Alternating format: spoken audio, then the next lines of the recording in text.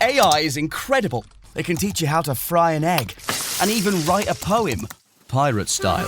Yarr! But it knows nothing about your work. Slackbot is different. It doesn't just know the facts. It knows your schedule. It can turn a brainstorm into a brief. And it doesn't need to be taught.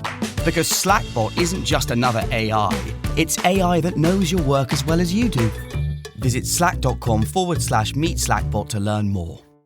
K-pop Demon Hunters Haja Boys Breakfast Meal and Huntrix Meal have just dropped at McDonald's. They're calling this a battle for the fans. What do you say to that, Rumi? It's not a battle. So glad the Saja Boys could take breakfast and give our meal the rest of the day. It is an honor to share. No, it's our honor. It is our larger honor. No, really.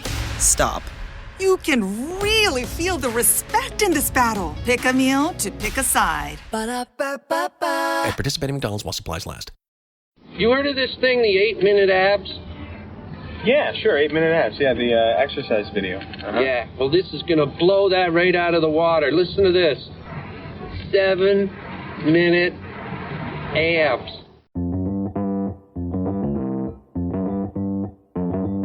Live from the basement of the YouTube headquarters, it's the Stacking Benjamin Show.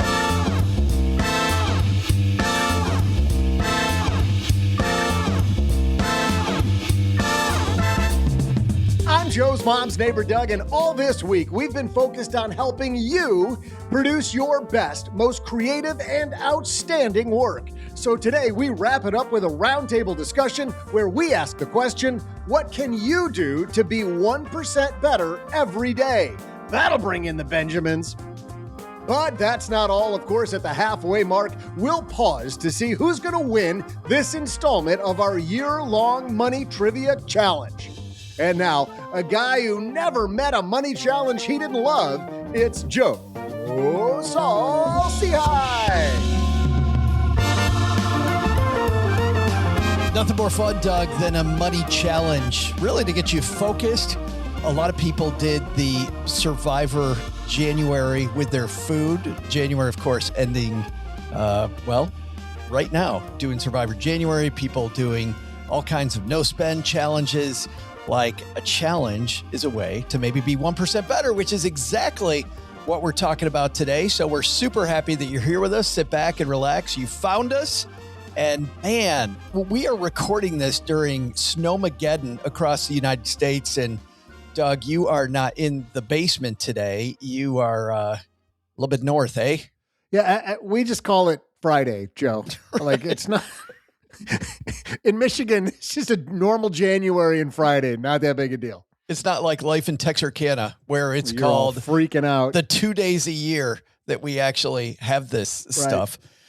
But we've got an action-packed show, on Monday. So let me set this up first. On Monday, we talked about better decision-making. Do you trust your gut? How many times have you gone, well, my gut says I should do this, and then you don't do it, and then I should have trusted my gut? Or do you trust the data when you make decisions? Turns out, we found out a lot of science says you need both, right? You need your gut to verify the data. Does it really work for me? And then you also need the data to go, okay, my gut was probably wrong on that one. On Wednesday, we talked about where good decisions come from. Where do good ideas come from? How do you get a little more creative?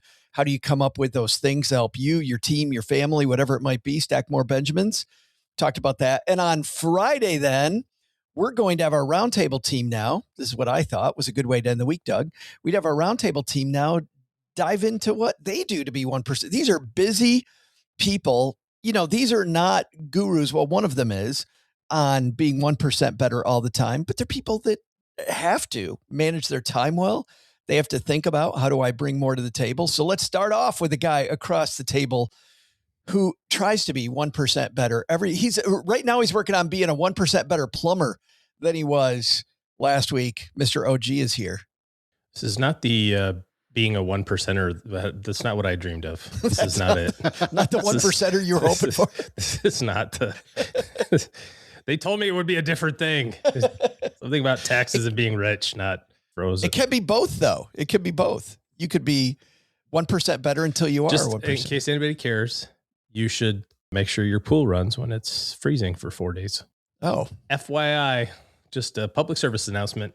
It's like the thing from NBC, right? The more you know. You learn the hard way. We just had an electrical malfunction, and it is all snowballing downhill.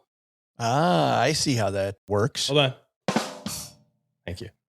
I'll be here all week, folks. Doug and I got a photo of OG with a piece of broken plumbing pipe, which looked... 2 pieces. Yes. That's not a euphemism for anything. It was right. Yes.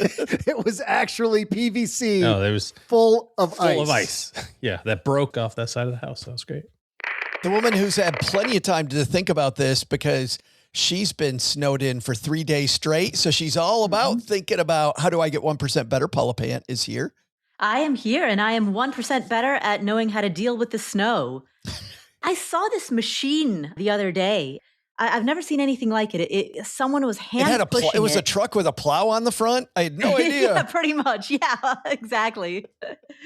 I mean, I've seen like snow plows, but I've never seen something that they were hand pushing it, and then snow was just like clearing out of the way. It was a hand push plow.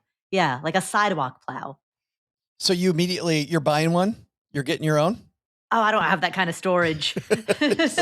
Hard pass. No, but you weren't out there in Central Park making snow angels today. Oh, I would like to go to Central Park. I haven't journeyed that far yet. I've been stuck in in the middle of the afternoon. I'm stuck working like a chump. I know, right? Oh, geez. How do you get 1% better at not doing that? Seriously. That's maybe what we do today. And a guy who spent his career helping other people be 1% better, he's gone to military bases and taught them how to be 1% better. He has worked with tons of people. He also runs TEDx in Omaha, Nebraska. Mr. David Gillis joins us. How are you, man? Thanks, Joe. Yeah, I'm excited to be here. And I'll say I don't run TEDx, but I'm a speaker coach for them the last 5 years for Omaha. But don't you like how I promoted you? I promoted you. The guy who's the brain behind TED. I'm it's kind of a big deal if you didn't know. Founder, CEO. But yeah, just living the cold life here in Omaha. It feels like I was stationed back in North Dakota. Like I dropped a can of a Celsius yesterday, and I was going to clean it up, but it immediately froze. It was so cold. It felt like I was like the minus 60 back in North Dakota when I was stationed up there. But this is not normal. I think this is not used to it. How cold is it in Omaha right now, David? I think we had some negative temperatures. We haven't got as much snow as it sounds like some of you all have. We got snow, but it is cold. The teeth hurt when you go outside and you laugh at the pain. I feel like with all this talk about the weather, welcome to Traffic and Weather on the 8s, Doug, with the Stacky Benjamin Show. But David, 1% better, you're so passionate about helping people get 1% better that you said, I'm not stopping with helping people with their next TEDx talk. I'm not stopping with going to military bases and helping people. I'm going to make a conference about it. Tell us about the 1% better conference that's coming up. Yeah, I think just in my career, I've been somebody who's done a variety of things from just being in the military and since then teaching classes on communication, decision-making, helping people improve performance. It's really that self-awareness, critical thinking. And I'm kind of a quieter guy in general, and it kind of led me to, figured out I need to get better. I'm going to start teaching these classes. And that led me to helping with TEDx, the local nonprofit, and just amazing people out there. And then I've been doing some money coaching for a while. So it just really, it's the combination of the financial independence community, the TED community, and just I think everybody is on their own journey in life. And it's so important that we help them through that path. And I think it's such a challenge sometimes when people feel like they're all alone, but I want to create that community that I've enjoyed through those Camp FIs or FinCons or economies or others, but just kind of a combination of not fully money related, but it's just about life related. What do you want to do in life and how do you want to get there? I like the idea of taking these two passions of yours, the money passion and getting the self-improvement passion and fusing them in this unique way. And it's going to be February 21st and 22nd in Omaha. So coming up quick. Yes. Yep. Coming up quick. And I'm excited for all the speakers coming in. I'm glad you're coming in to be able to talk, Joe. I appreciate that. And I've got some other, some former TED speakers and others talking about resilience, communication. My partner with it is somebody I coached a couple of years ago, and he's a magician, a mentalist, and he's just a great on stage. So he's just kind of think about embracing failure I think we all are challenged with that a lot of times. And I think it's always important to kind of set ego aside, and just excited to try new things. And he's going to maybe show some sleight of hand and other things. You're just going to have him magically make the whole audience 1% better? Is that what you're going to do? He is, but I think we were all 1% different, better, I guess. I don't know how to say that, but differenter. Yeah, he wanted to end his TED Talk like balancing a spoon on his nose, and it wasn't even just the round part of the spoon. It was like the end of the spoon. Oh, and me being a very, I'd say, a risk-averse person in general, many times, and it made me nervous. But he's like, he had learned that over the years, and he ended up balancing a spoon on his nose to end this TED Talk, and still talked about it and how learning random things like that don't seem like they're not purposeful for life, but he said just learning anything new. I think that's so important, and it kind of sets your mind. It creates openings for new adventures, and sure. I think that I'm excited to do that with him. The process of learning, the process of getting good at anything. By the way, Doug can balance a spoon as well. He fills it full of food and shoves it in his mouth, and it's amazing how it balances inside his mouth. It's incredible. In his stomach and center of gravity. He balances it then in his stomach. It's amazing. We got a great show today. We're going to talk about how these fine people, David, Paula, and OG, try to be 1% better. I found a great piece on this, but first we have a couple sponsors who help us keep on keeping on. We're going to hear from them, and then we're going to dive into helping you practice getting 1% better in your life. You may not know that when we started Stacking Benjamins, it was a blog, and even then, just the startup cost, I remember thinking, is this the right thing? What if I write things and nobody comes, right? Well, luckily, that didn't end up happening. But starting something new isn't just hard. It's terrifying. There's so much work. You're not sure whether it's going to work out. You're not sure if anybody's going to read it. And then we change it to a podcast. Is anybody actually going to listen, right? What if nobody wants all the stuff that we have? Well, had I used Shopify, it would have been even easier, because with their expertise, their helpful tools, and their easy to use platform, that's something that would have made Stacking Benjamins more effective much, much more quickly. Shopify is the commerce platform behind millions of businesses around the world and 10% of all e-commerce in the U.S. Names you've heard of like Heinz and Mattel, Shopify, Gymshark, Aviator Nation, Allbirds, also all Shopify. Get started with your own design studio with hundreds of ready-to-use templates. Shopify helps you build a beautiful online store that matches your brand style. And best yet, Shopify is your commerce expert with world-class expertise in everything from managing inventory to international shipping to processing returns and beyond. And did I mention that iconic purple Shop Pay button? It's used by millions of businesses around the world. It's why Shopify has the best converting checkout on the planet. It also helps boost conversions, meaning less carts going abandoned and more sales for you. So you're stacking Benjamins much more quickly. Time to turn those what ifs into with Shopify today. Sign up for your $1 per month trial today at shopify.com/SB. Go to shopify.com/SB. That's shopify.com/SB. Spring cleaning's made its way to my closet. This time of year always makes me rethink exactly what's in my closet. Really want to keep fewer things, but I also want to keep better ones. I want to feel confident, and to feel confident, looking the part's a big piece of that. So I want pieces that are well made and that are easy to wear all the time. And that's why I keep coming back to Quince. The fabrics feel elevated. The fits are thoughtful. Pricing actually makes sense. As I'm swapping out and I'm cutting, the few additions I'm making all come from Quince. Quince makes high-quality, everyday essentials using premium materials like 100% European linen. They're insanely soft, flow-knit activewear fabric. Their men's linen pants and shirts are lightweight, they're breathable, they're comfortable. Basically, the perfect layer for spring. The pants strike the right balance between laid back and refined. If you saw the video of me on stage at Retire Meet, those pants are from Quince. It was really cool. I came off stage and Christine Benz from Morningstar getting ready to go on behind me and said, "Love your pants." Not generally. I absolutely love them. I think they make me look put together without trying too hard. And they're Flownet activewear, moisture wicking, anti-odor, soft enough that you'll actually want to wear it all day. The best part is their prices. This is important, stackers. They are 50 to 60% less than similar brands. How? Quince works directly with ethical factories, cuts out the middlemen, so you're paying for quality, not brand markup. Everything's designed to last and make getting dressed easy, which is another thing I think we all want. I love those pants that I wore on stage. It's the cashmere sweater that every time I wear it, Cheryl goes, that is my favorite sweater on you. It looks great, feels great, and I don't have to have 50 things in my closet.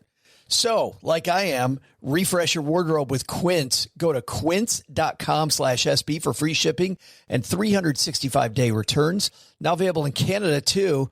Go to QUINCE.com/SB for free shipping and 365-day returns. Quince.com/SB.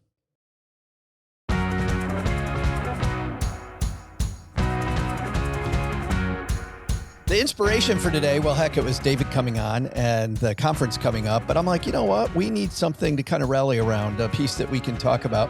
This comes to us from BetterUp, betterup.com. And this is specifically how to improve yourself every day, 20 ways to be better. And I know, Paula, you're doing like a 50-day thing right now, aren't you? 50 days to being better with your money, or 50 ways to leave your money worries behind? 50 ways to lose your money. 52 weeks. So it's a year-long thing where you do one thing a week every week of the year. Yeah, really kind of the same type of principle, but we take one and we kind of practice it for a week and hopefully we build a little muscle. But looking at the 20 ways to improve yourself every day, diving into these, did you like any of these, or did you have kind of a different take on where to begin your task of getting better at something? Yeah, I loved them. A lot of these tips, I mean, they talk about not doing things that drain you, doing less of what drains you, doing more of what energizes you. They talk about getting good rest and eating nutritious food and going outside to touch grass. And it's like a lot of it sounds very basic, but it is a reminder to get back to the basics because it can be so easy to forget about it. I mean, like we just talked about, I live right by Central Park. We've got this beautiful snowstorm. Have I gone to Central Park in the last 2 days? No. That's a failure to get outside and touch grass, or in this case, snow. Yeah. I want to start with that first one that you mentioned, because that one hit me hard too. It's number 14 on this list. By the way, if you don't have it in front of you, Stacker, don't worry about it. We will put it on our show notes page at stackingbenjamins.com, but we're going to describe these as we go.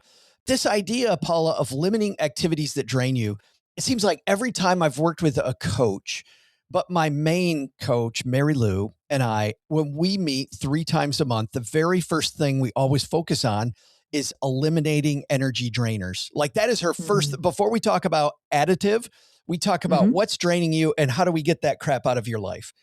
It is so, I don't know if the word's insidious or just, it's horrible when you got this energy drainer out there. Like getting rid of that changes the game. How do you try to limit your energy drainers?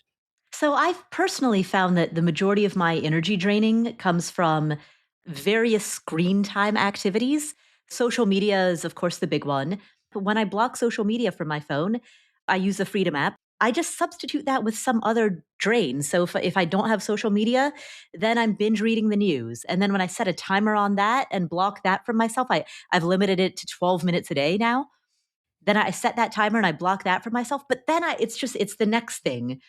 Cal Newport had talked about how one of his students, when he challenged his students to do this, he eventually limited thing after thing after thing until one of his students just started obsessively checking the weather app, because it was all that was left. Yeah, exactly. But the weather in Boise right now, just so you guys know. I haven't been to Tokyo in a while. Let's see what the weather's like over there. She's spamming the Ring social app. There's a dog loose. Yeah, exactly. What's this app, Paula, that you're talking about? Because a lot of our stackers maybe haven't used it. Oh, okay. It's called Freedom, and Freedom allows you to block apps from yourself. So I have it set up for Instagram, Threads. I've taken Twitter off my phone entirely. So Instagram, Threads, what's the third one? Well, whatever is left on my phone. The other one. Yeah, the other one. I never go on Facebook anymore. Twitter is desktop, laptop only. Insta, Threads. There's one other one. I've blocked those 3 from myself. I alternate with the way that I set it up. So there have been times in the past where I only have a window from 8 p.m. to 9 p.m. And that is the only possible window of time in which I can use it. I don't set a calendar reminder for that. And so typically what'll happen is I'll look at the clock and it's 9:07 and I'm like, darn, missed the window for today. Can't do it till tomorrow. Yeah, exactly. That means I have to wait for another 23 hours until that window reopens. And so for a long time, yeah, I had it set up like that. I think that's cool. Sometimes the friction is the key. By not having the calendar reminder to check social media, then it creates even more friction, which helps push it out of your life. Exactly. And so recently I decided to just hard block all of them. So about a week ago, I just completely blocked myself from Instagram entirely. So it's Just 24 done. hours a day. It's done. No more. My friend Nomadic Matt, who's probably been on this show, what he does is he deletes the apps. And then whenever he wants to use it, he re-downloads it. A little barrier to entry, I guess. That totally is. Exactly. I was thinking the same thing. And so by re-download, then he has to put in the username, put in the password. There's like all this friction when you re-download the app back onto your phone. He says he'll do that. Like if he's going to the gym and he wants to like use the app between sets, he will actually re-download an app just for that. Yeah, that's fabulous. David, this idea of energy drainers, I have to believe that you hear this quite often, that social media, huge energy drainer for a big part of your community. I think it is for everybody in the world now. I mean, it is life. It is social media is out there, but it's taking control, I think is what we're talking about here, is not letting it control us. And I did have that marked down, the limit activities that drain you, like Paula mentioned. There's the opposite one that identify activities that energize you. Yeah. There's the yin and the yang there. And I like to think of it as, I mean, you have an energy vampire. The vampire would like to kind of suck that energy out of you, the people or things. But there's also the opposite. I would say there's like energy, like a fire hose in a good way. Like it helps you kind of energize you. It builds you up. It makes sure that you don't have some type of flame out or burnout. And it's try to find those things that kind of help you just move toward that better. I want to get back to what that is in your life, but on energy drainers, besides social media, what drains you? What in your life is something where you're like, you know what, I got to get rid of this? I think I am somebody who says yes too often. And I think that's something I've had to have a challenge with. I think there's people that say yes too much and people that say no too much. And I've been both of those in my life. But recently, I think it's about prioritizing. It's the whole checklist or to-do list. To-do list, everybody write their to-do list. I like to-do list, but they're not prioritized and they're not organized. You're not leading them, they lead you, and you get that little dopamine hit. Like sometimes I've even like written out something I've already done so I can line it out. So it's something to give me that little dopamine hit. It's crazy, but it's who I am. I should eat breakfast. Just did it. Bam. Yes. Cha-ching. Sort of well. So I think it's just being aware of what I'm saying yes to. I mean, I add things that aren't even on the agenda that too often. So try to use some AI, some ChatGPT to say, okay, help me prioritize things or whatever it is. It's how do I do things that build me up and don't bring me down? It's interesting because I think about sometimes the money decisions that we make often end up being money drainers, not because of the money we spend on it, but the time commitment that it also entails. Like as an example, anybody who's been a fan of the show for any length of time knows my board game addiction. When you buy a game, you're not just spending the money for the game, you're committing hours of your life to this activity, which means all the other activities then get squeezed out. You know what I mean? Often we think things are a money decision when they truly could be a time decision. And I'm saying yes to this new time commitment, which could be far bigger than I had originally thought that it was. Oh, gee, when it comes to social media, you X that one off. I know that when saying yes to things, you block out very clearly. Heck, you and I are partners on the podcast and you'll go, hey, it's family time. Can't answer you now. I'll talk to you later. Like you very clear about those boundaries. But what still is an energy? That's just with you, by the way. Everybody else. Paula texts me all the time. I'm like, hey, babe, what's up? So thank Are you having dinner? I don't want to interrupt dinner with the family. Like, no, it's cool. No, it's great. I'll talk to you anytime, Paula. Yeah. What's something that's still draining you that you're trying to get rid of? Well, I can't let you say that I got rid of social because I did very consciously, the 1st of November was my 3-year anniversary of not being on it. And so I was like, all right, I'm going to go back on it, which is He's back, baby. like a heroin addict being like, Right. I know this is really bad, but damn, it was good when it was good. So I'm going to get some more. And to this day, I mean, because I'll play on Instagram or on LinkedIn. I don't have Facebook or Twitter. But I said the other day, I was reading something on LinkedIn and I was like, these are all the same things that everyone else is saying over and over and over and over again. Obviously on LinkedIn, there's a bunch of financial people that I follow or that are in my feed. And that's just kind of the group that I'm in. And if I saw one post about things you should do in January with your money, I saw 700 of them. And I was like, this is so ridiculous. And at the same time, I saw a comment. I don't remember where it was from, if it was a podcast or something. It was basically alluding to the fact that you spend all of your time and energy listening to content that you already agree with instead of trying to find content that you disagree with. Yeah. Just for no other reason than just to like hear a different side of something, whatever that thing may be. You know, and it could be something like money. It could be something like politics or religion or social issues or whatever the case would be. So I'm very consciously now in the process of going back to what Paula said and just like deleting everything again, because it's just such a time suck. I think for me, the biggest piece on outside of that, which is I think probably true for a lot of people, is social media stuff.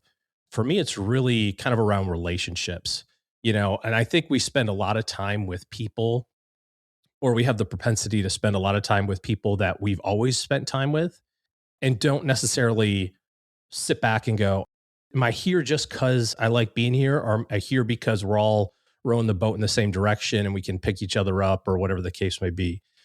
And that could be something, again, back to money. It could be your money group of people and you are, you know, all talking about the same stuff, or you're all dealing with the same stuff and you don't really have any vision for what the future looks like.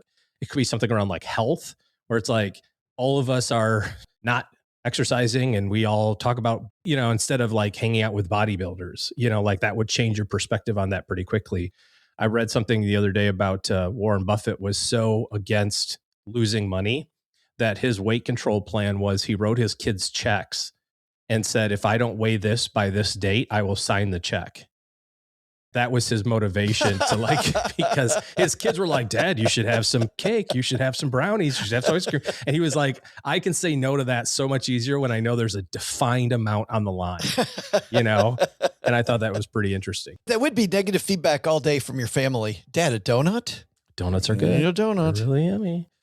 I think just reevaluating with whom you spend your time in different areas and just being cognizant of it, I think, is more important than anything, right? We all have relationships that have been around for a long time, you know, friends or whatever the case may be. It's good and comfortable, but it's not growing. You got to be really, really cognizant of that, or just be okay with it. Just be like, I'm good with this. I like hanging out with this person. I know we're not solving the world's problems in these conversations. I got a different group for that. Yeah. But you know, going in, you're like, okay, this is the way this relationship's going to go. It's not a piece of like lifting me up. By the way, Doug, just real quick, afterward, can we chat for a quick minute? Yeah. Unrelated. My coach also would bring this up, OG, which was clusters of misery. Like she was like, actively stay away from people who are clusters of misery, she'd call them. That's a great word. That's why you don't call me anymore. Yeah. It's really hard because, you know, whatever topic, we just use money because we're talking about money. If you're struggling with money, or maybe you didn't get the bonus you thought, or you didn't get the pay raise you thought, or you didn't get the promotion you needed or wanted, or, you know what I mean? Like, it's pretty easy to kind of have a little bit of a pity party with that. And that's fine, right? Like, you can have that. But then when you get like 2 or 3 people around that like group think of like, yeah, you're right, man, this totally sucks, man. We should, this place blows, and, you know, Bob's an idiot, and like all this other sort of stuff. It's like that mob mentality really, really, really escalates quickly. And if you don't catch it, it just spirals bad in a hurry. It's what happens on social media, right? Because it feeds us stuff that we're already inclined to think. So then we get that group think, but in real life, it's so much worse because now we're getting that interpersonal. Get that reinforcement. Yeah. Because your buddy who also didn't get promoted isn't going to be like, well, you know, if we worked a little bit harder next year, maybe we could, you know, there's not going to be any like logic in that conversation. It's going to be all like, yeah, man, you deserve it. And you got screwed. And that's not good either. David, you mentioned the fire hose, like things that light you up, right? Things that are exciting. This has to go for people that light you up and people that are exciting too. Yeah, I fully agree. Like with OG and talking about the relationships is so important. And I mean, I spent my career in the military, and that was my circle of people that I hung out with most of the time. And then, but since then, I think I've really got involved with other organizations and other people. And I think it seems like as you get older, either you go internal and don't add to your list of people that you hang out with, or you go the opposite. And I think I've really gone the opposite, even like with these TED Talks or people that I've helped with, the nonprofit. I mean, I'm coaching from a doctor who teaches improv comedy to somebody who has dementia, somebody who's in prison, to somebody with PhD in microbiology, orchestra conductor. I mean, it's really, I think, opened my mind to other circles and other ideas. And the algorithm, as some are alluding to, is the social media algorithm, everything online, it feeds on what they think you like. But I think it's about being, let's say, purposeful, being proactive. And it's really, I think, really raised me up and being around just amazing people doing amazing things. And I think I'm just very lucky to be able to be part of that organization and people that are doing good things. Even the financial independence community, there's people, it's not necessarily just about money topics. It's about life topics. It's about what do you want to be when you grow up? I'm 50 years old and I'm still thinking about that. And it's fun to think about, to me, just to kind of raise each other up. Just watching you from afar, David, and the little bit that we've gotten to know each other, it seems like that is very intentional. Like you're pushing yourself to do things that are pushing the envelope, which kind of excites you and makes you want to get out of bed in the morning, to be intentional about learning these new skills. But do you remember where that came from or where that started? Like, was there a first mover when you were maybe a teenager in your 20s or heck, maybe even 40s, where you went, wow, by tackling these new skills, I got a bigger reason to get out of bed in the morning?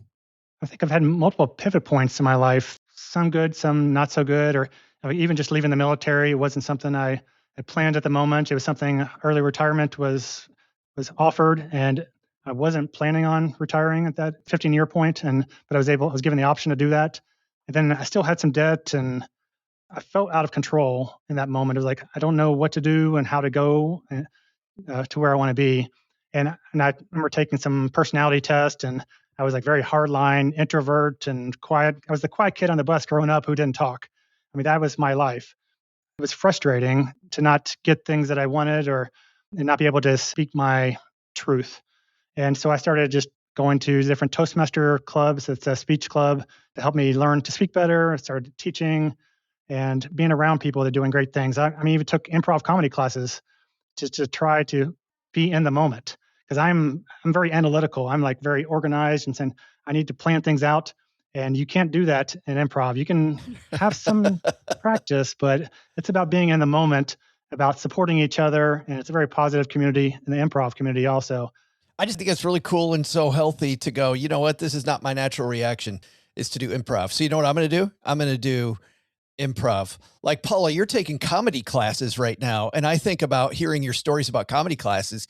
Talk about also pushing the envelope on something that, don't get me wrong, I've always thought you've got a good sense of humor, but comedy's like next level. Yeah, stand-up comedy is completely different than anything I've ever done before, because I feel like I can be funny in conversation when there's that back and forth, but to stand up at a microphone. Doug's like, as someone who has conversed with you. As long as there's a drink in your hand, Paula, you're comedy gold. or Doug, a drink in your hand, then she's comedy gold. Exactly. Right. But to stand at a microphone and monologue, right, without anyone, without there being any kind of an interplay, that is a completely different skill set. But that's been cool. And David, to your point, there are plenty of people who are in the class who are similar to you, like kind of shy. They've never really been on stage before necessarily, never done any public speaking. And that's the reason that they signed up. And then you've got the far other end of the pendulum. You've got the class clown, who is the extrovert and the over extrovert and is always cracking people up. And all of their friends told him, like, you should be a stand-up comedian. So you've got this combination of like both ends of the spectrum, both sides of the extreme are all in the same class together, learning from each other and playing off each other and doing the same shows together. It's very cool. That's cool. Just learning from people that aren't like you and trying to push yourself to do something a little bit different. And oh my goodness, I just think about like if joke one doesn't go over when you're on stage, you know, because if joke one goes over, then it's a little bit like the ball rolling downhill. But if joke one doesn't go over, trying to stay in it and not have any memory of that until the next one, like it's going to be hilarious. Man, it's so hard. Right. You're right, Joe. Ask me how I know. Because joke one's never funny. Is that what you're saying? That first joke doesn't go in the first episode, man. Rough. You know, the other thing that was an unexpected benefit, there's this comedy club in New York. They had a holiday party in January. Almost every single person I met, their first question was, "Oh, are you a comedian?"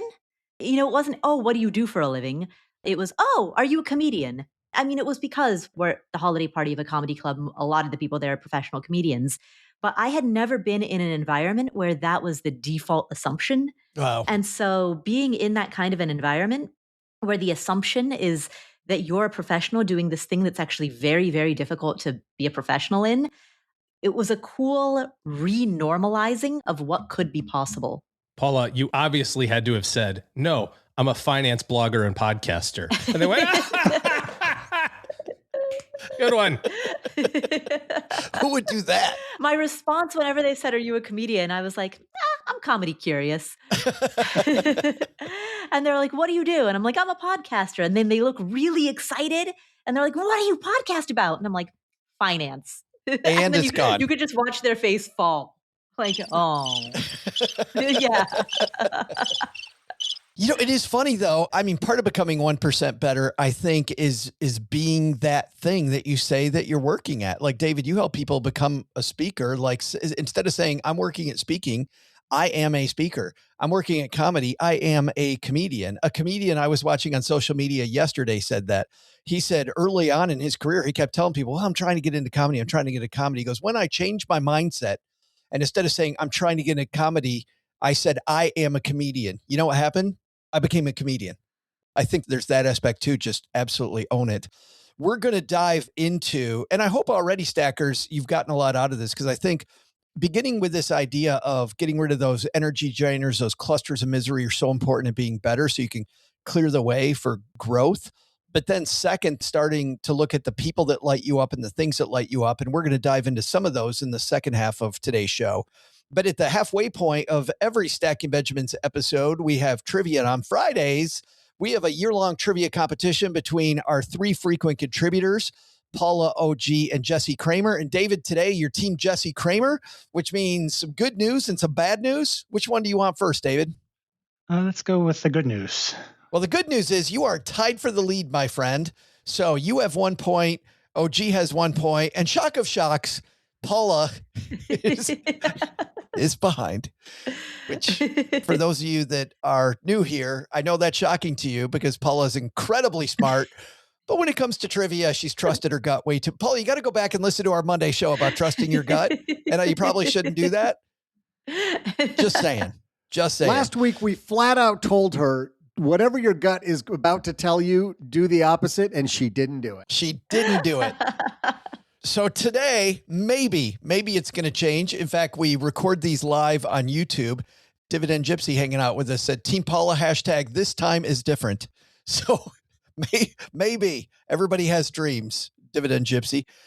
We have a new construct this year, if you're familiar with our trivia, or even if you're not, which is our frequent contributors can do something called a margin call. So at any time during the time that Doug is giving his trivia question, somebody can say margin call against someone that has a point. And if the person that gets margin called does not win the trivia that week, they lose a point.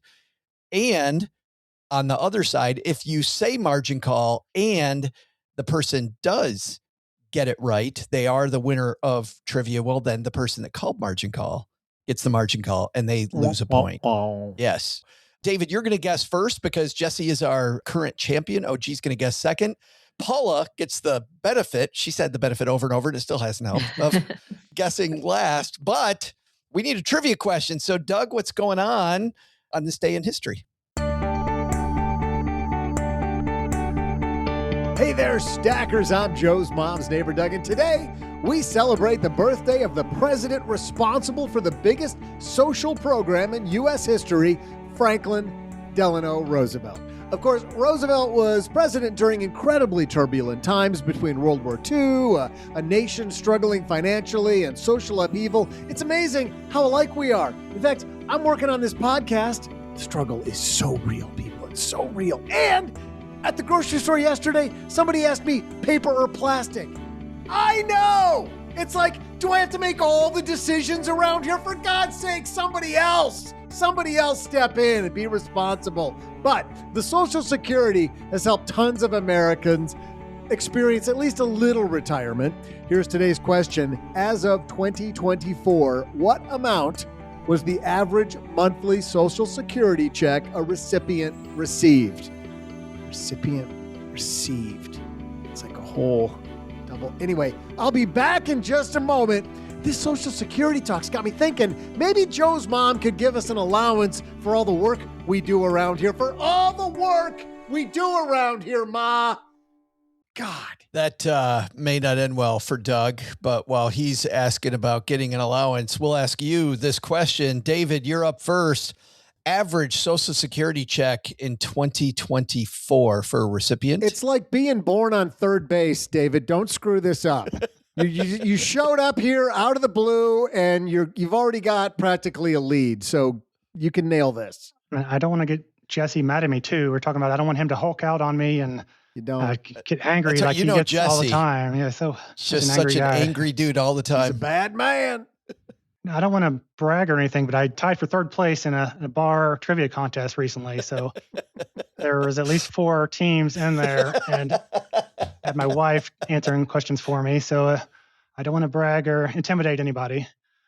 So the average monthly Social Security in 2024, that's average monthly. I'm not quite to that age yet. I'm getting close. I should figure this stuff out. I will go with $2,700. $2,700. OG, what do you think about that answer? I think it's very reasonable for somebody that hasn't looked into Social Security yet. So it seems a little high. Average in 2024, I think the average is a little closer to $1,834. $1,834. So he's going a little lower, David, than you went. Oh boy, Paula, it's that time. Oh no. Okay. $2,700 for David, $1,834 for OG. Ouch. All right. So when I heard the question, my gut. Who cares what your gut? No, this is important. We need to know exactly what the gut is so we know if she went in the other direction or not. Exactly. The gut said somewhere between 2,000 to 3,000. And that's where David is. I mean, really, I could anchor off of either of those guesses and capture most of that range. You just think all you want, Paula. You just take all the time you need. You just go right ahead. We'll wait. Yeah. No one's doing anything for the next hour, are they? Nope. Jesse, by the way, hanging out with us live on YouTube. He's on Team David right now. Team David, Team Jesse, Team Hulk. We've got all caps. You can do it. Okay. OG yours was 1834. I want to believe I said 1864, but I could have said 1834. You said 34. 34. Got it documented in the spreadsheet. Okay. All right. Sorry. 1834. Okay. I'm going to go against my gut and say 1835. 1835 takes the top end of the middle, or the bottom half of the middle, between 1834 and 2,700. All right. Yeah, that's the anti-gut choice. Let's see. Why? What was your gut? The gut was between 2,000 to 3,000, so I would have gone like 2,699, kind of anchor in that middle 2,000s. Gotcha. Okay. We will see if Paula's gut it was right or if we have a different winner. We'll be right back. Dell PCs with Intel Inside are built for the moments you plan and the ones you don't. They're for those all-night study sessions, the moment you're working from a cafe and realize every outlet's taken, the times you're deep in your flow and can't be interrupted by an auto update. That's why Dell builds tech that adapts to you. Built with long-lasting batteries so you're not scrambling for an outlet, and built-in intelligence that makes updates around your schedule, not in the middle of it. Find technology built for the way you work at Dell.com/Dell PCs. Built for you. Insurance isn't one size fits all. That's why drivers have enjoyed Progressive's Name Your Price tool for years now. With the Name Your Price tool, you tell them what you want to pay, and they'll show you options that fit your budget. So whether you're picking out your first policy or just looking for something that works better for you and your family, they make it easy to see your options. Visit Progressive.com. Find a rate that works for you with the Name Your Price tool. Progressive Casualty Insurance Company and Affiliates. Price and coverage match limited by state law. This episode is brought to you by Indeed. Stop waiting around for the perfect candidate. Instead, use Indeed sponsored jobs to find the right people with the right skills fast. It's a simple way to make sure your listing is the first candidates see. According to Indeed data, sponsored jobs have 4 times more applicants than non-sponsored jobs. So go build your dream team today with Indeed. Get a $75 sponsored job credit at Indeed.com/podcast. Terms and conditions apply. David, you kicked this off with $2,700. Paula thinks you're right in there, but OG certainly doesn't. Do you feel confident? From being the first time here and what I'm hearing saying, Paula, and you need to go opposite of your gut. So I'm your gut. So is that, I'm not sure what that means, but maybe it's high. I need to start researching, I guess, a little bit. Well, you got some time. You're 50. You're good. Been closer. Was it saying that the days are long, but the years are short? I think that's going along. It is sad how quickly that escalator moves. OG, 1834, but Paula took the upside. You feeling good? Yeah, I think Paula's got it. Oh, wait, what? Paula? You liking that? I thought it was like 1850 or 1900 or something like that. It's right there. You did say 2024, so maybe there's some big increase in 25 that I'm not thinking about, but I think Paula's a lot closer. Well, and someone in the chat, someone said, hey, go right in the middle. And I hadn't thought about that. That would have also been a good strategy. It's funny because it's rarely a good strategy. But maybe on this one, who knows? We need an answer, Doug. We need answers. So why are we turning to Doug? I don't know. But Doug, give us the answer, man. You want answers? You can't handle the answers, Joe.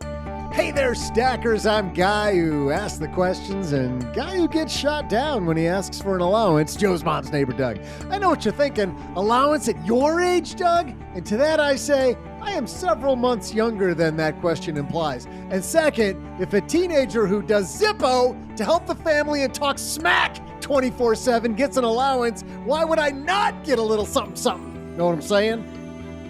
Maybe I don't feel like taking out the garbage, Ma. You ever think about that?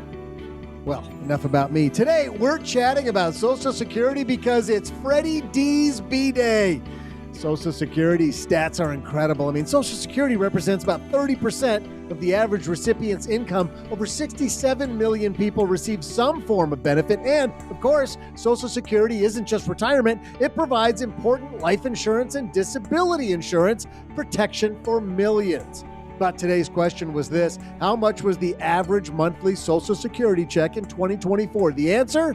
Well, I think you know how we do this by now, stackers. The answer is $912.92 less than what David/Jesse chose. It's $47.92 less than what Paula guessed, and just $46.92 less than what OG guessed, because the correct answer is $1,787.08, making OG our winner. OG taking home the prize. Sucks. Sorry, Jesse. I thought you had it, Paula. Wow. This means both my gut and my first anti-gut choice were wrong. We're both wrong. Right? We're both wrong. But Yes. yeah, they both were Your wrong. third gut and third breakfast next time. Be like a cow and have 4 guts. Four guts. Yeah. And just like last week, Paula misses it by $2. This is winning by $2. Well, I'm nothing if not consistent. She's always right there. How many second places has Paula had, Doug? A ton of them. All right. OG taking home the win. Congratulations. You have an acceptance speech? No. Okay. And Jesse hanging out with us live says, cue the Empire Strikes Back music. There it is.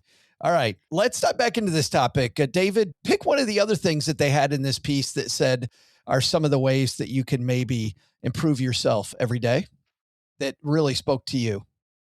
There's one called Do Inner Work. I think that's very interesting. I think it does handle a lot of things that we've talked a little bit about already, but I mean, really, it's about self-awareness. And I don't think there's enough thought on self-awareness in our lives. We don't know what we believe and why we believe it. There's, I mean, the scripts that people were told us growing up to the scripts that we tell ourselves, or like, I am a comedian, that what we just talked about earlier from Paula, just talking about ourselves in the first person. I think it's so empowering. I do like that discussion. I've tried to use that some, because like when I doing the improv or doing TED, a speaker coach, I never thought I'd be doing something like that, or just in life. It's really about understanding ourselves and good self-awareness, understanding our blind spots too, by being around people that kind of help you with those blind spots and people that you care about and that care about you, that are helping you through that process. So I don't think there's enough of, I'd say, self-reflection through meditation for yourself, or looking back how you did this past year, or whatever it is. But I think doing inner work, I think that there's a lot of different layers to that has intrigued me. Yeah, I think, Paula, we often look for this external stimuli when everything we need is right inside of us. Yeah. The skill set of like letting your mind go quiet, like silencing the chatter, it's difficult. It's really difficult. And I think a lot of people don't, if they haven't tried it, it's hard to recognize how difficult it is because it's not visible. But it's actually that silencing the chatter can be one of the hardest things. OG, on this list, which one really lit you up? Well, you guys kind of all took mine already, so none of them. There's a handful in here, and I've been pretty vocal about this, but paying attention to your own health and wellness, and well-being, and I think a lot of that stuff is intertwined. The vast majority of America gets this wrong, and probably the world. I can just vouch for Americans, but in our world, it seems like you have to work really, really, really, really hard. And then maybe if you're lucky, you can reward yourself after that hard work with a little bit of time off. And we all know, like, we've taken long weekends, right? Like a 3-day weekend, the 4-day, it never really feels like it's time off. And I think the studies say you need to be completely out for 7 days before you actually get the benefit of the R&R, the vacation. But I think if you spin that around and say, in order to work really hard, I had to have had time off. I had to have had energy and, be able to be creative in my role. I think that puts a little different spin on the time that you do spend time not doing the thing that you do for work or for your general vocation. Not everybody can do that. That's a nice to have, like, scheduling your vacations first and then letting your boss know when you might be available to work. That's not I recognize that's not a thing that most people do. I've tried that. Yeah. But for those that can, I think it's really important. And I think that even if you can't, you can really be particular about that. All the studies of people who, have unused PTO time at the end of the year, who don't take all their sick and personal days and that sort of thing. And when you do take that time, make sure you take that time to completely try to detox yourself from the work stuff. Because like Paula said, when you're trying to be creative, when you're trying to think up new solutions to problems, which frankly, that's kind of the job description of everything that everybody does, right? Solve problems for other people. Whether you're a car manufacturer, you're a computer scientist, you're a professor, you're a financial planner, you're trying to solve this problem that affects a certain amount of people that I'm trying to fix and make it easier for them. So in order to have that creativity, if you believe like I do, you have to have that rest and relaxation. Making sure that you adhere to that is super important. And all that other stuff goes with it too. So when it's time for you to choose what to eat, there's some pieces in there about nutrition. It's like, choose the healthy food. When you have time in there to be outside or exercise, make sure you get that. I call it outdoor rec time. It's so easy, especially work from home. All you just said, I haven't been outside, I haven't left my apartment in 3 days, right? Like that can easily turn into a week if you're not careful, because, you got everything you need. And it takes a lot of energy to go get bundled up to go stand outside in the freezing cold, or in the summer, the other way, right? If it's 100 degrees out in Dallas, you're like, I can't go outside. It's 100 degrees. So all that stuff kind of works together, I think, in terms of your just like personal wellness, whether you look at it from a physical standpoint, working out, or health interior, like eating good food, and then the R&R component of it, of giving yourself space in order to be able to be creative later. Unplug. So yeah, all of that is kind of related. Some of these statistics in this piece, I think people don't realize, OG, to your point, just how important these are. According to a study published in the International Journal of Environmental Research Public Health, spending just 15 minutes in a forest can decrease negative feelings like anxiety, fatigue, anger, and depression. And I don't even know that. Wrong. Has anybody been in a forest? Yes. That's 100% accurate. It's 100% accurate. Yeah, you were in different forests than me for different reasons, I suppose. I wasn't doing like military training at the time. Right. Looking out for bears. Yeah. There's no sergeant yelling at me. It's like my kids the other day were like, Dad, we should go outside. It's really fun. I'm like, well, you didn't do winter training in Northern Canada. So let me tell you a little something about being outside right now. It sucks. God. TLDR. God. It's awful. Walking among trees, it says, was found to be more effective for decreasing negative feelings than walking down a city street, Paula. So you talk about Central Park not being that far for you, just going. Some outdoor rec time, Paula. Especially, fun fact, hemlocks and pines. They release chemicals. It's why you feel so much more serene if you happen to be in a pine forest than even just a hardwood forest. So if you have an opportunity to find coniferous forests, I strongly recommend. You will notice a difference, and it happens very fast. OG needs that. Googling coniferous forest near me. K-A-N-I-F. I don't need that tree. I mean, just sunshine, honestly, right? Like there's all this stuff about just getting sunshine and snorting pine needles. That's like level 2. And drinking hemlock. Drinking some hemlock.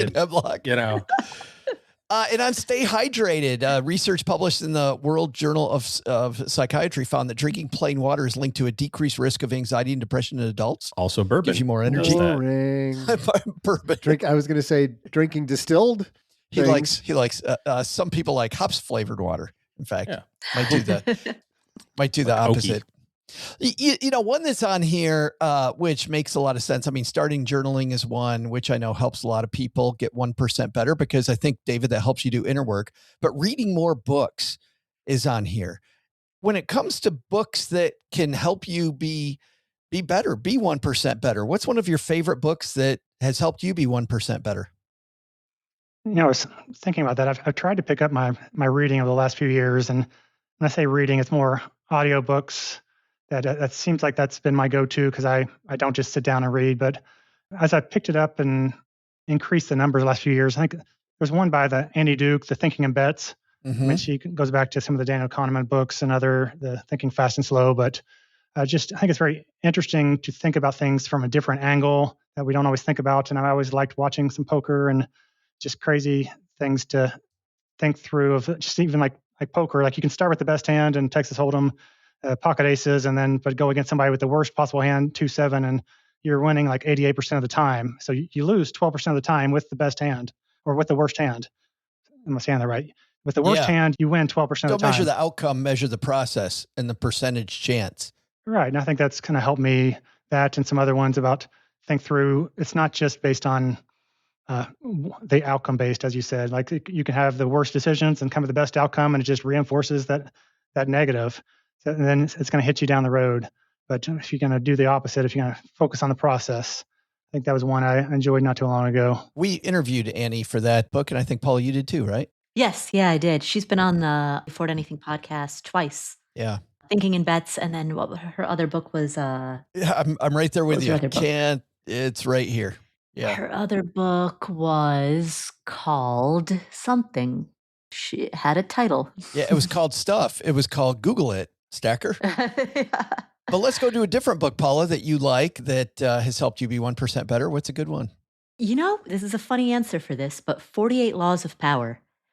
That book really illustrates the world not as you want it to be, but the world as it is, and it helps you understand the way that people operate so that you can just have better situational awareness and more effectively operate within it. So that it's a very tell it like it is type of a book about the rules of power, about how people act and react in specific situations. What's one good takeaway from that you really like? So there's one, for example, it's never outshine the master. Sometimes you think that you're being really helpful, but if you overdo it, that might make other people feel insecure. And if you accidentally trigger somebody else's insecurity, and if they have a higher rank or position than you, then that can actually come back negatively on you. Quit is the name of the book. So don't outshine Joe. Is that where Shannon the master? Is he? Yeah. No truer words have ever been spoken. Right, oh my God. Absolutely. Hell hath no fury. Hey, Joe, while you like a podcast host Easy. scoring. Mm-hmm. Easy. You guys are always talking about some of these, what I categorize as self-help books. And I don't mean that pejoratively, but I don't read a lot of those. It's just not my thing. They don't resonate with me, but I try to read, whether it's fiction or historical books, and try to find empowering kinds of messages there. And a book that came to mind as soon as you asked the question was called Indestructible by John Brunning. And it's about an American pilot in the Philippines at the start of World War II. And I won't take you through the whole plot, but the takeaway for me was there is, and OG will, I think, agree with this because he's talked about this at length over the years. There is always something more you can do. If everything is on the table, there is always something else you can do. And it also sort of jibes with something I thought of earlier as you were talking about a comedian. There's one that you and I both love named Jimmy Carr, he's turned into more of a philosopher now than a comedian, a little bit of both. I loved when he said, the thing you want is on the other side of the thing you don't want to do. That really fits in with this book called Indestructible. So you asked about books that we've learned something from recently. Strongly recommend people check that out. David, you've referenced your military background. It was the Air Force, right? Yes, Air Force. Are you familiar with this book? The Indestructible? No, I mean, yeah, plenty other. I can't remember the names of them. Some Navy SEAL books and others that. Yeah, you'd love this, David. I didn't realize you had an Air Force background. This is a guy whose family was taken captive by the Japanese in the Philippines, and while he was flying senior American officials around, and it wasn't the Air Force at the time, of course, but military officials around, he was the entire time plotting to figure out, how do I get my family out of this prison camp? And so he started inventing new aircraft and new armaments for aircraft on these planes, only for this purpose of trying to figure out how to get his family out of a prison camp. And it's just, It's fascinating what you are capable of if you're properly motivated. OG, book you love. Take your pick. Harry Potter. Yeah, we have tons of them. You up referenced here. The War of Art quite a bit. I gave that to my kid actually this year. He asked for something to read at school that wasn't a textbook. Stephen Pressfield wrote that, as well as Do the Work as kind of a subsequent one to that. I like Doug's perspective on this of something that's not a business book or not a, self-help book. So I'm going to go with 1776 by David McCullough. So good. As another first of all, if you think you've got it bad, go read about what her life was like in the 1774, 75. But then if you're George Washington, if you're anybody over there at that time, but then to kind of take a step back, and since you know the outcome, to look at the amount of intestinal fortitude that it took to keep on doing the rebellious stuff that they were doing, right? Like trying to go toe to toe with the British, getting their faces kicked in day after day, week after week, and with no food and no money and no resources, and no one would help you. Like you go to you get into a city, you're like, hey, we're the rebels. we just need some like food and shelter. And people are like, to hell with you, man. I'm not getting in trouble with the British. Like, y'all figure it out. So now we know the end of the story. And so you go, oh, well, of course it was easy. We won. It's like, yeah, we weren't winning. Like, it was like right at the edge of not winning. Right up until the moment they won. They were not winning. Until the last second we were losing. Yeah. Exactly. Yeah. And so the amount of belief, and whether you believe in higher powers or you don't, it's still pretty wild to think about all those people that coalesced in one particular area in the world at one particular time, all with one singular focus. That would be a great audiobook, by the way. Sure, they have it. Yeah, I read the book. I'm buying it right now. Just hit the confirm button. Yeah, there you go. Ta-da! That story is so well told. I think doing that as a story while you're walking or whatever would be fantastic. Reading it's great, but I think audiobook wise, that would be a great one. I love that book. The one that I keep coming back to, you know, I was thinking about which one of these books do I come back to? Almost like The War of Art, OG, that you keep coming back to that one. And this is a book by Jim Loehr and Tony Schwartz called The Power of Full Engagement. Came out a long time ago. It's just this idea of don't manage your time, manage your energy, and learning to be like a tennis player who has all kinds of different events going on all the time, but you can't show up for everything equally. So finding those key times when you really got to show up and then prepping for those times through your nutrition and your workouts and making sure that you are peaking at the right time. I love this idea of managing your energy and not your time. I feel like when I try to manage time, I end up in this cesspool of trying to be efficient every moment. But the idea that you give that away and you go, no, there's these important moments in my life where I need to be there. And I'm going to prep for those moments. Much, much better way to manage things. So The Power of Full Engagement, old book that I come back to a lot. All right. I hope everyone that helped you get 1% better today and that you are off and running on your journey. I love that conversation, guys. Thank you so much. Let's find out before we say goodbye, though, what's happening where you all are. And David, I want to talk about the 1% Better Conference, but we'll do that last. We'll find out first. OG, what do you got going on this weekend now that we're on the other side of Snowmageddon or Ice-mageddon, I guess, here in Texas? Technically? Like, it might be right back into it. What's going on this weekend? This weekend is a little milestone for me. Something is going on. Nothing that I'm going to share, but a little bit of a milestone. And then I'm getting ready to go skiing. I'm going skiing next week. Yeah. Oh, so fantastic. Just a little me time. It's one of those times, a lot of activities, you say break a leg, but Doug, and skiing, that's not one where you say break a leg. Ideally, no, not. Yeah, not so good. Much. Not what we're looking for there. Though, I mean, I've seen OG ski. He's very capable of doing that. Very capable of getting yelled at. I don't want to go down that road again. I do not want to retell that story. I will point out, though, that Doug just did ask me today, hey, so what are your skiing plans? Where like, you got any like Can room you send for me pictures? you doing anything? Like, what are you doing next week? And is there room? Can I come? Cluster of misery, Doug. We talked about clusters of misery. Not sure why you're doing that. OG is frequently in the eye of that cluster for me. Don't know where you're going. Paula Pant, what's going on at Afford Anything this week or this month? Let's see. On the Afford Anything podcast, that's a great question. You know, Colin Roche was on the show. We did a 2-part series with him. So he wrote about principles around investing and just principles around general money management. The week after Valentine's Day, we are airing an interview with Dr. Fatuhi, Fouthi, Dr. Majid Fatuhi. He's a brain doctor, and he talks about how to have better brain health.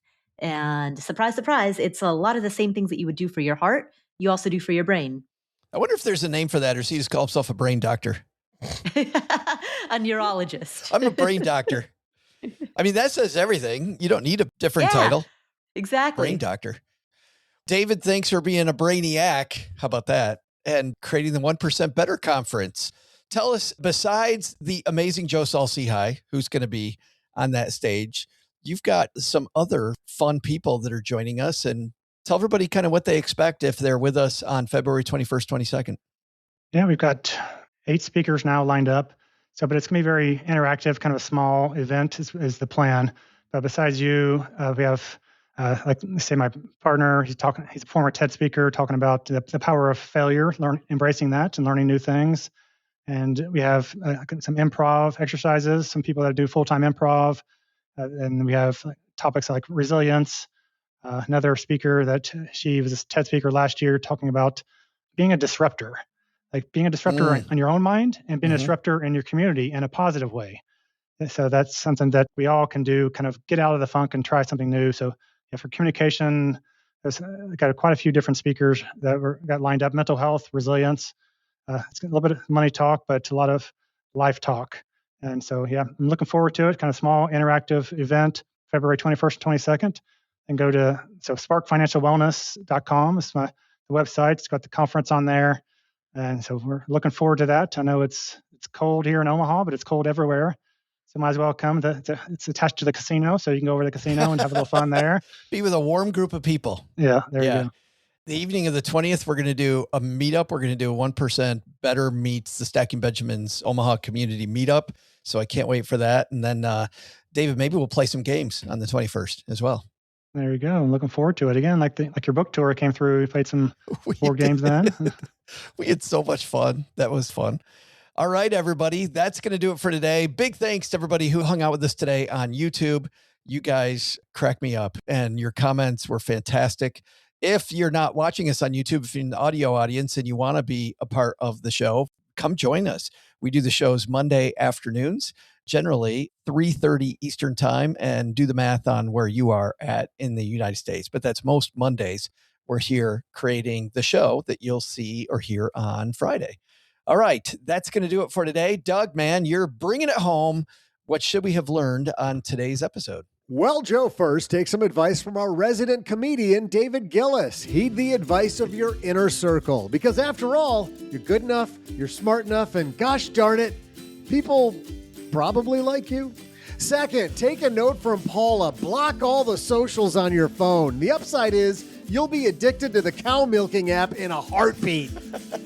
Oh, it's real, and it's glorious. No way. It's real. Go look it up. But the big lesson? Great news. I was able to negotiate a huge allowance raise from Joe's mom. She just said she's going to, wait for it, because this is so awesome, triple what she's giving me now. Wait a minute. Thanks to David Gillis for joining it. Paula's cocking her head like, wait, so they're either one. Thanks to David Gillis for joining us today. Join David and Joe at David's 1% Better Conference, happening February 21st and 22nd in Omaha. Omaha! Plus, we'll also include links in our show notes at stackingbenjamins.com. Thanks to Paula Pant for hanging out with us today. You'll find her fabulous podcast, Afford Anything, wherever you listen to the finest podcasts. And finally, thanks to OG for joining us today. Looking for good financial planning help? Head to stackingbenjamins.com/OG for his calendar. This show is the property of SB Podcast, LLC, copyright 2026, and is created by Joe Saul-Sehy. You'll find out about our awesome team at stackingbenjamins.com, along with the show notes and how you can find us on YouTube and all the usual social media spots. Come say hello. And oh yeah, before I go, not only should you not take advice from these nerds, don't take advice from people you don't know. This show is for entertainment purposes only. Before making any financial decisions, speak with a real financial advisor. I'm Joe's mom's neighbor, Doug, and we'll see you next time back here at the Stacking Benjamin Show.